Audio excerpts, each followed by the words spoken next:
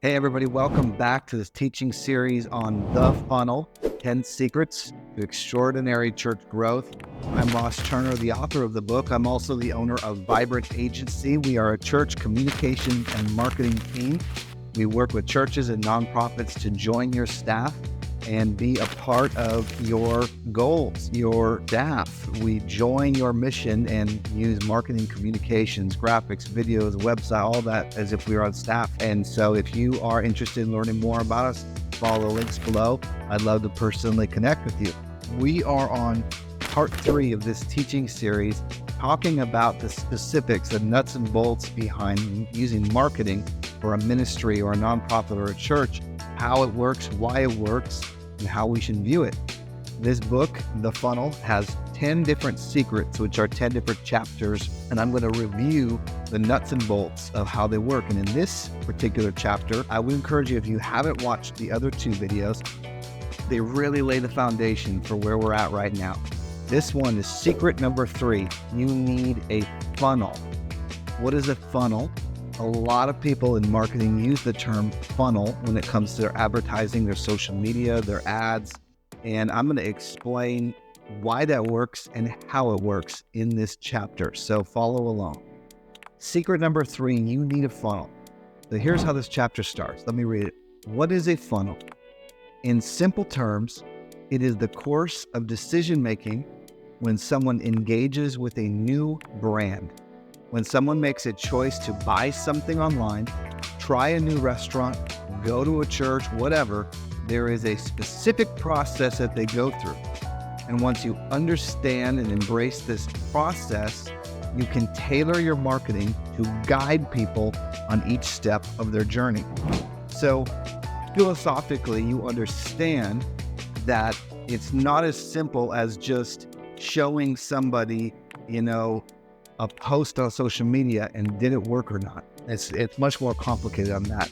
If you can see on this chart right here, this breaks down the shape of a funnel, where the top is the widest and it goes to the middle and to the bottom. The top is your first impression ads. These are the kind of pieces of content that people see as a first impression. The goal is to build trust and relational equity. In the middle, we use retargeting content or ads, invite them to take an action, which could be watch online, visit a service, something else. And then the bottom is the conversion, where you receive a plan, your visit form, or an in-person or online visitor. So you can see there, the shape is a funnel, which is why everybody calls it a funnel. So the big thing that you have to understand is that people go through a journey when engaging with a church or a ministry or nonprofit. Now, if we were talking about a business that's selling a coffee cup, a lot of times that's not as complicated. I might just, if I was hired by a company to sell a coffee cup, I would show a beautiful ad of this mug and show the price, maybe show a sale, direct them to the checkout button, and if it worked, I got a customer. And I maybe would show some follow-up ads, but really isn't a massive decision, a life-changing decision that somebody has to make. They just decide if they want to buy it, and they check it online. But when it comes to things that are more intensive, like a choice to follow Jesus or not, a choice to be a part of a class or a ministry, there is going to be more thought and process involved. People are going to be going on a journey from beginning of finding out about you to deciding if they want to be a part of this or not. And that journey is what we are looking for. That journey has multiple steps along the way. And if you just go for the ask from the very beginning, you're going to have very few people respond positively to that, because they need to be taken on this journey. They need to have content that speaks to where they're at in the journey, not just asking them to come to church on a Sunday. That's usually pretty ineffective. So the journey isn't about trying to go from A to Z in one ad or one social post. It's trying to get them to go from A to B, and then B to C, and then C to D. Now, the steps is going to be unique to you and your ministry, but that's the point of using a funnel, is you understand it's too big of a leap to just ask them, hey, have you consider following Jesus? Join us at Life Church on Sunday at 9 a.m. and 11. It's like, no, they don't even know if they like you or if they think you're weirdos. There's a whole lot more consideration that needs to happen before they're just going to make that decision. The next section says this: the goal of marketing is to take people to the next step in that funnel, and that's it. If done correctly, you will see genuine fruits of your marketing.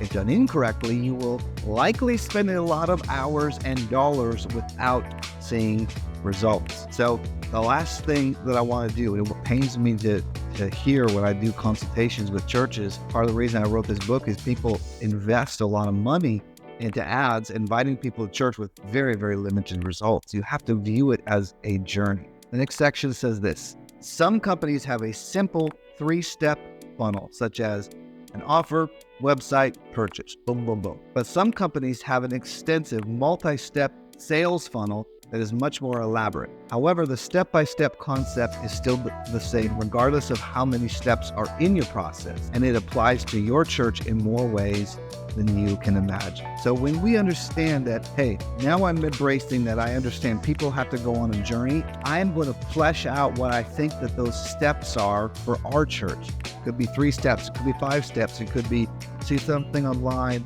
then invite them to read a blog, then invite them to come to one of our concerts, then invite them to sign up for this, online service, and then, next steps or growth track, whatever it is, you can flesh it out, but you have to ask and invite in the right order, in the right steps. The first one that we're going to go over is the top of the funnel. Okay, so here we go. We're getting into the nuts and bolts. The top of the funnel that I have called for a church and a ministry called the relationship. That's the top of the funnel.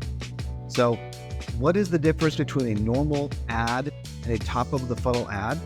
Well, people need to first know you and like you and even trust you before you can ask them to take a next step. So let's say that you have $1,000 to spend on an ad in a month, or to spend on marketing in a month. I usually dedicate 80% of the entire budget to the top of the funnel ads. I'm going to explain more the logistics behind that in a minute, but what I'm saying is the majority of the people that you're trying to reach, maybe it's your local community, maybe it's people nationwide, whatever, you're mostly speaking to people who are not already members of your organization or followers or fans or church members, whatever. So if that's the audience you're speaking to, you don't want to just ask them to come on a Sunday. They're not ready for that.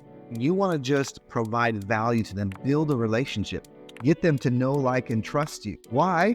Because later we're going to invite them to take a next step in faith, and we want them to be prepped for that. We want them to view you as a safe place. So you want to invest the most money into planting those seeds of, hey, you can come here for resource, you can come here for life, you can come here for tips, you can come here and trust that we're going to give you good content, good information. This phase in the funnel is where most of the time is spent, most of the content is spent, most of the money is spent, and you are simply asking for nothing and adding value. That is the main reason that we do 80% of the dollars in the top of funnel ad. People need to first know and like you and even trust you before you ask them to take the next step. Here's some practical things that you want to do to this top of funnel audience. Build rapport, provide value, give help, start a positive relationship, and don't ask them for anything. Don't ask them to donate. Don't ask them to come on Sunday. Don't ask them to sign up for anything. Don't ask them to watch online. Shed some love to people. Shed some tips. Give them some, 3 tips to improve your marriage by, this church, or 3 ways, to better your prayer life. And it's just things that are going to help their life without asking for anything in return.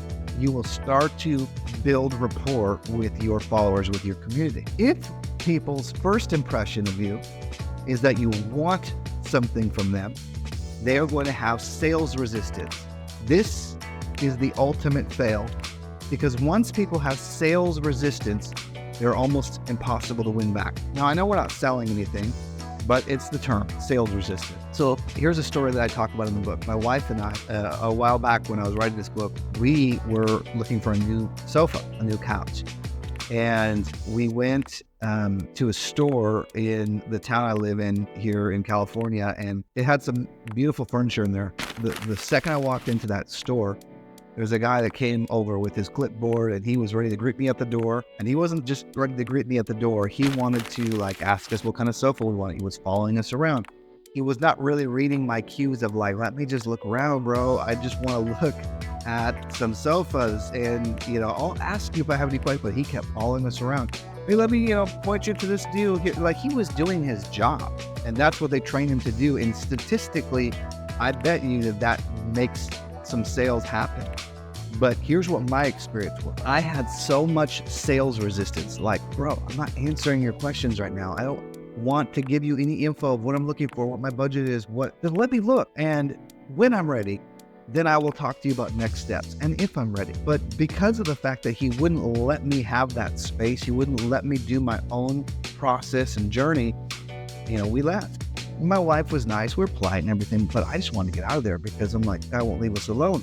I had so much sales resistance, I couldn't even have a normal convo with the guy because I knew that he had ulterior motives and everything he was saying. So what I do, I went home and I ended up buying something online where I could browse at my leisure. I didn't have anybody, hitting me up. I could look at all the sizes, I got the info I needed, and it was shipped to me. That's what sales resistance is. And a lot of times we create that same thing without trying as a church or as a ministry, because we ask them, donate, ask them to come, make them, chase them down with our ask. And instead of just giving them what they need, a time to marinate of what is, being offered and spoken about in the tips, and just provide value instead of having ulterior motives. Win trust with your community and earn the right to invite. You got to earn the right to invite. You have to have planted so much seeds of trust and relational equity that then it becomes a natural expression for them to come and join online or join in person because you already planted those seeds. This is the goal and the heart behind the top of funnel. This is why you spend most of the money there. Let me read what's in the book. Here are some great examples of top of funnel campaigns that churches have done. You can write a blog post that gives helpful insight on how to improve your marriage. Post on Facebook and encourage and strengthen local families. Or number 2, do a surprise meal for your local first responders. Say thank you for their service. Record a video surprising them with it and post a tribute online. Or number 3, post a 1-minute clip of the key points of a recent message on hope and tell people on Instagram that whatever they're going through, there still is hope. Number 4, go to a local farmer's market or community events and pass out free bottled water just to encourage people. Don't ask them to do anything, just encourage them. Number 5, promote a Facebook post inviting anyone to anonymously submit prayer requests for your staff to personally pray for. Number 6, do a well-done post highlighting a local business just to support them. And write a short article about the history of the business and introduce the viewers to the owner. These are just ways to build rapport with your community, be a value adder, spread love. If you put tremendous effort into the top of your funnel, you will have tremendous results. Remember, your ministry isn't only on Sundays anymore. We live in a day and age where you can communicate what you want to communicate 7 days a week. Some of the fruits of your funnel, listen to this, some of the fruits of your top of the funnel will not be known until you walk into heaven and meet people whom you impacted you never personally met. That's the value of this. That's the day and age that we're in. When you are first beginning this process, be careful to manage your expectations. In the top of funnel phase, you won't produce massive results during the first few impressions. Have patience. I will tell you this, a lot of times it takes multiple years of people seeing value add, relationship building, sales resistant, walls being torn down. It takes years before people take the plunge into the next step of the funnel, and that's okay. It says in Galatians 6:9, let us not become weary in doing good, for at the proper time we will reap a harvest. We do not give up. That's why we spend most of the time and the money in the top of funnel. So let's explain some concepts here. What is an ad versus a post? If you have 1,000 followers on Instagram and we post this top of funnel type content as a post on your Instagram, perfectly done, speaking to that audience, not even all 1,000 of the people that follow you are going to see that post. So first off, you can assume if you have 1,000 followers that are following your church or your ministry, probably they already like. So you're preaching to the choir already. That's not our goal. And even if you post that on your Instagram page or your Facebook page, it's not going to be shown to all the people who are already your followers. The followers that, already, like your church, that's not who our audience is in the top of the funnel. What you have to do is you have to go into your Facebook Business Manager, and you have to make an ad and create an audience. So for the top of funnel audience, here's what I usually do. I create an ad. Typically, I have the goal to be engagement or link clicks. Link clicks only because if you do engagement, sometimes the options on the Meta Ads Manager gets a little bit weird. So usually link clicks has the most basic ones. So it'll link out to your website, but that's not the point. The point is, you're taking this post that you made and you're going to make an audience. I suggest as a church, you do a radius of maybe 15 miles, maybe 20, depending if you're in a rural area or a dense area. Some churches in like San Francisco, New York, they're going to do like much tighter radius than that. And then you're going to show it to an audience called a lookalike audience. So in Facebook Business Manager, you're going to go to audiences and make a custom audience. And what you're going to do, there's lots of videos. Go on YouTube how to set up a lookalike audience. But essentially, you're going to go and you're going to create a custom audience of everybody in the last year who have engaged with your Facebook or your Instagram. So choose anybody who's engaged with your post in the last, I usually do 100 days. And then it'll make that. You'll use that audience later. We'll talk about that in a different chapter or later here. But then it will give you the option to make a lookalike audience. Keep it at 1% United States. Click Save. Once you go through those steps, that will make sense. 1% United States, 2% is fine too. And what that does is it takes the people who already like or follow your content, and it shows it to similar people that are within like that mile radius. And so why is that helpful? It's because you're not just shooting in the dark. You're showing it to people that's like, oh, my friend Rick goes to that church. Or it's somebody who's like engaged in the same kind of like sports activities or likes. So it's like-minded people. So the reason for that is just more likely that they would be interested in your content. And then you set up your ad and you use that lookalike audience, set up the radius, all ages is fine. And then what you do is you go and select either create an ad, and you use the image, use the caption that you want, and you hit publish. And you're going to want to, however much money that you as an organization have budgeted for that month, about 80% of it should be shown to this audience. I suggest doing a new one of these once a week. And so, the people are starting to see various life-giving pieces of content. And that is how you make it as an ad. You don't have to have it be a post that's on your Instagram feed. Sometimes it's only shown to that audience that you just set up, the lookalike audience. If you have any questions or can't quite figure out how to do it, you can just contact me using the contact info below, and I'll kind of walk you through it. But that lookalike audience is why you do it as an ad. So it's not just shown to the people who already follow you, it's shown to the people who are maybe in a radius of your ministry, like-minded people, but they're not engaged with a church ministry right now. And that's your audience. Moving on here, these next sections will be quicker, okay? The middle of the funnel is called the ask. So we start at the top of the funnel, the relationship. The middle of the funnel is the ask. I told you in the top of the funnel, don't ask them to do anything. In the middle of the funnel, you do ask them to do something. You ask them to take whatever that next step in the journey is. So how does this work? It's something in marketing called a retargeting ad. So what that means is you're showing a post only to somebody who has already taken a previous action. That's why if you go on your phone right now, go on Instagram and let's say go to Nike's Instagram profile and go like one of their posts. I guarantee you by the end of the day, you're going to see an ad from Nike. Why? Because you just engage with them. They know that you're interested. And that process works.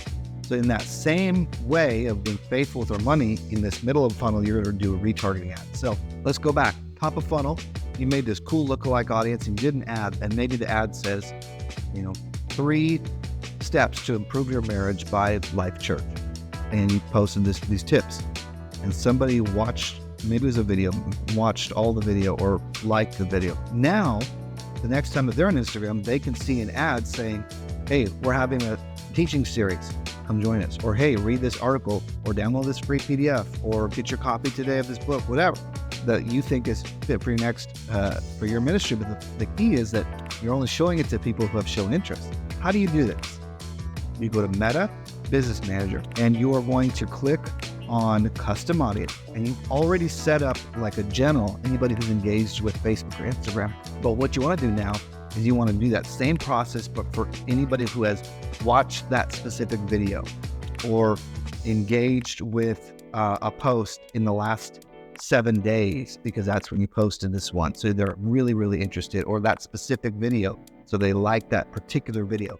Then you use that custom audience only, set up a new ad, and make the new ad that's only speaking to the people that saw that video. So now that is a completely small audience. It's maybe 400 people that watch that video, depending on how much money you're spending, right? And now you know all 400 of those people, that ad is relevant to them because they saw that video. You're not showing it on your main feed. It's only in that funnel. It's only to those specific people. You want to make also in your middle of funnel a clear call to action. So there's many, whatever you think it is. Maybe it's, hey, watch online. Hey, download this book. But don't just show more. The mistake a lot of people make is just show generic, join our church on Sunday morning. No, make it clear. What do you want us to do? Watch this latest video. Watch online on Sunday. Join us in person. Whatever it is, make it a very clear call to action. And lastly, the bottom of the funnel is called the conversion. The relationship, the ask. The bottom is the conversion. The last thing that you want to do is get people to engage with you, like you, trust you, and you don't keep them. They get engaged with you, they were disenchanted. They were like, I don't think anybody cares about me. Nobody's reaching out. I don't know what next steps to take. I'm not connected. These guys aren't for me. You just wasted that whole process, all the rapport that you built up. So you want to have an excellent follow-up system, an excellent way of getting people onboarded with your ministry. Perfect the art of follow-up. Some people use great ways of doing like custom gift baskets with merch of your church, of ways that people can sign up and scan a QR code and get a free pizza for joining them, something like that. But there's some strategy behind the QR code thing with the bottom of the funnel, because sometimes it takes more than one time for people to be reminded that they're welcome here. So if you use a QR code, you can get them to be able to get a free gift, but you could also continue to retarget to people who hit the URL of that QR code. So those are people who have gotten through our funnel, but I want to keep them. So you show continued ads and invites for the people that have visited that URL so that they are reminded to stay engaged. It takes, for a church, it takes usually 3 or 4 times for people to come back before they really are stuck and engaged.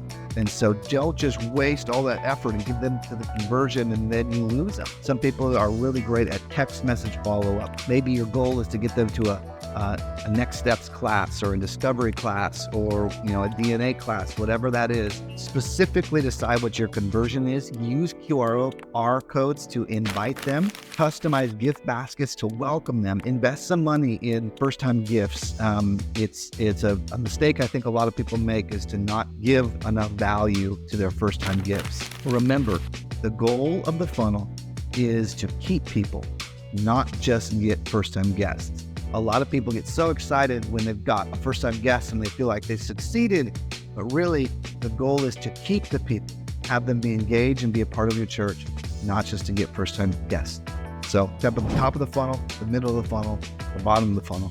We talked about the practicality of how those ads work. You use custom audiences and Meta Business Manager to make the posts and the ads not just be generic posts, but to be only ads, only shown to that audience that you just set up.